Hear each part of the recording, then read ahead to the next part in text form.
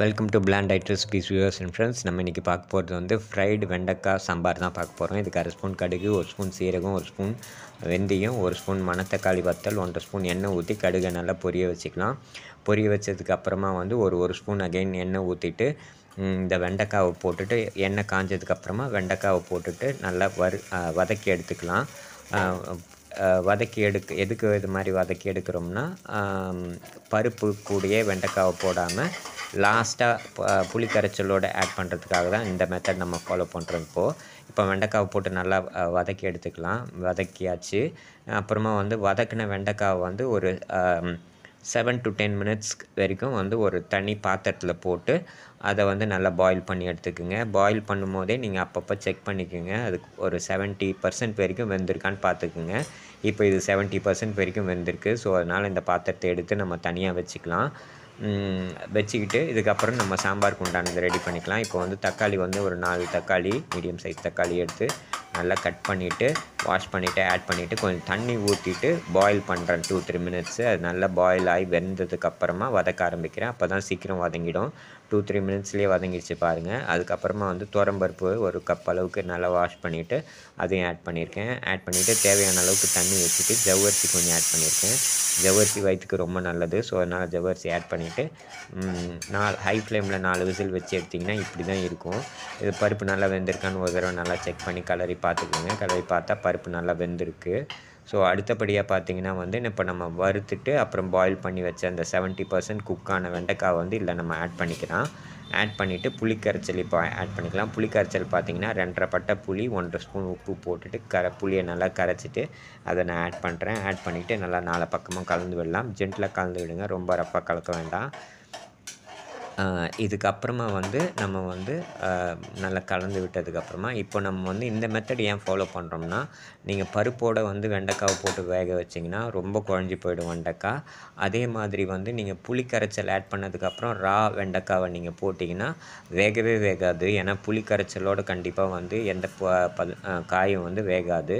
So அதனால் வந்து நம்ம இந்த மெத்தட் ஃபாலோ பண்ணுறோம். இப்போ கருவேப்பிலை, கொத்தமல்லி ஆட் பண்ணிக்கிறேன். இப்போ மறுபடியும் நான் சொல்கிறேன், ஃபஸ்ட்டு வந்து வெண்டைக்காவை நல்லா வதக்கிக்கணும். வதக்கி முடிச்சதுக்கப்புறம் ஒரு பாத்திரத்தில் அதை எடுத்து கன்வெர்ட் பண்ணிவிட்டு தண்ணி ஊற்றி அதை வந்து ஒரு 7 மினிட்ஸ், அதாவது 70% குக் ஆகிற அளவுக்கு குக் பண்ணி எடுத்து ஓரமாக வச்சுக்கிட்டு ஃபஸ்ட்டு பருப்பை வேக வச்சுக்கிட்டு அதுக்கப்புறமா வந்து நீங்கள் வந்து பருப்பு வெந்ததுக்கப்புறமா வெண்டைக்காவை ஆட் பண்ணிவிட்டு அதுக்கப்புறம் புளிக்கரைச்சல் அதோடைய வெண்டைக்காவோடைய புளிக்கரைச்சலும் போட்டுட்டு கருவேப்பிலை, கொத்தமல்லி போட்டுட்டு அதுக்கப்புறமா அகெயின் வந்து நீங்கள் வந்து ஒரு விசில் வச்சிங்கன்னா போதும், சாம்பார் ரெடி ஆகிடும். இந்த மெத்தடில் நம்ம ஏன் பண்ணுறோன்னா, வெண்டைக்காய் குழையாமல் முழுசாக சாப்பிடும்போது அப்படியே இருக்குன்றதுக்காக தான் நம்ம பண்ணுறோம். ஏன்னா குக்கரில் பண்ணுறதுனால வந்து குழஞ்சி போகிறதுக்கு உண்டான அதிக வாய்ப்பு இருக்குது. அதனால தான் இப்படி பண்ணிங்கன்னா உங்களுக்கு குழையவே குழையாது. அப்படியே முழுசாகவே இருக்கும், வெந்தும் இருக்கும், ப்ராப்பர் கன்சிஸ்டன்சியில் இருக்கும்.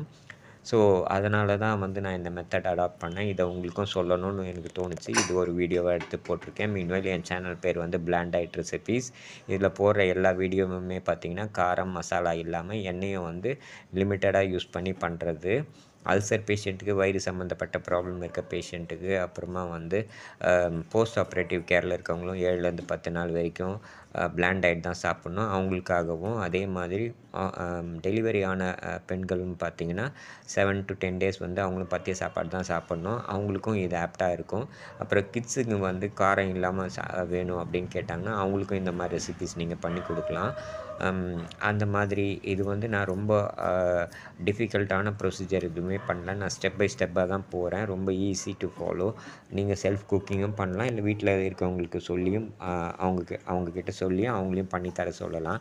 மீன்வைல் இதை பார்க்குற எல்லாருமே என்னோடய சேனல் சப்ஸ்கிரைப் பண்ணுங்கள், லைக் பண்ணுங்கள், ஷேர் பண்ணுங்கள், கமெண்ட் பண்ணுங்கள். த்ரூஅவுட் திஸ் இந்த வீடியோவில் நான் எங்கேயாவது தப்பு பண்ணியிருந்தேன்னா அதையும் ஹைலைட் பண்ணி எனக்கு கமெண்ட் செக்ஷனில் கமெண்ட் பண்ணுங்கள். உங்கள் ஃப்ரெண்ட்ஸ் அண்ட் ரிலேட்டிவ்ஸில் உங்கள் நெய்பரில் யாருக்காவது வயிறு சம்மந்தப்பட்ட ப்ராப்ளமோ இல்லை நான் சொன்ன மாதிரி ரிலேட்டிவ் இஷ்யூஸ் இருந்ததுன்னா அவங்களுக்கு இந்த வீடியோவை வந்து ஷேர் பண்ணி விடுங்க. அவங்களையும் வந்து சப்ஸ்கிரைப் பண்ண சொல்லுங்கள். டெய்லி ஒரு ஒரு டிஃப்ரெண்ட்டான ரெசிபீஸோடு நான் வீடியோ போஸ்ட் பண்ணுவேன்.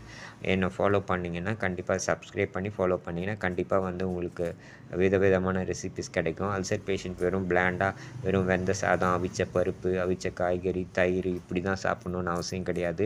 இந்த மாதிரி கூட சாப்பிட்லாம். இது மோர் ஆர் லெஸ் வந்து ரெகுலர் சாப்பாடு மாதிரி ரெகுலர் ரெசிபி மாதிரியே தான் இருக்கும். ஒரே ஒரு விஷயம் காரமும் மசாலாவும் இருக்காது. அதை தவிர மற்றபடி எல்லாமே சேம் தான். வயிற்றுக்கும் ரொம்ப சேஃப். அல்சர் பேஷண்ட் இது சாப்பிட்றதுனால வயிற்றுக்கு எந்த ஒரு எரிச்சலோ இல்லை எந்த ஒரு டிஸ்கம்ஃபோர்ட்டுமே இருக்காது. அதனால தான் வந்து நான் இந்த வீடியோஸை வந்து போஸ்ட் பண்ணுறேன். அவங்களுக்கெல்லாம் இது யூஸ்ஃபுல்லாக இருக்கட்டும்ன்றதுக்காக தான். இப்போ கருவேப்பிலை, கொத்தமல்லியெல்லாம் நம்ம ஆட் பண்ணிட்டோம். அந்த மாதிரி பேஷண்ட்டுக்கெல்லாம் வந்து ரொம்ப வந்து ஒரு டிப்ரெஸ்டான ஸ்டேட்டஸில் இருப்பாங்க. நம்மளால் இப்போ மற்றவங்கள மாதிரி சாப்பிட முடியலையே அப்படின்ட்டு. அதுக்காக தான் வந்து அவங்களோட அந்த ப்ரெஷர் இருக்கக்கூடாது. இந்த மாதிரி டைப் ஆஃப் அவங்க குக் பண்ணி சாப்பிட்டாங்கன்னா அவங்களுக்கு அந்த மாதிரி ஃபீல் இருக்காது. நம்மளும் மற்றவங்கள மாதிரி தான் சாப்பிட்றோன்ற மாதிரி இருக்கும். இப்போ வந்து நம்ம குக்கர் லிட்டு போட்டு மூடியாச்சு.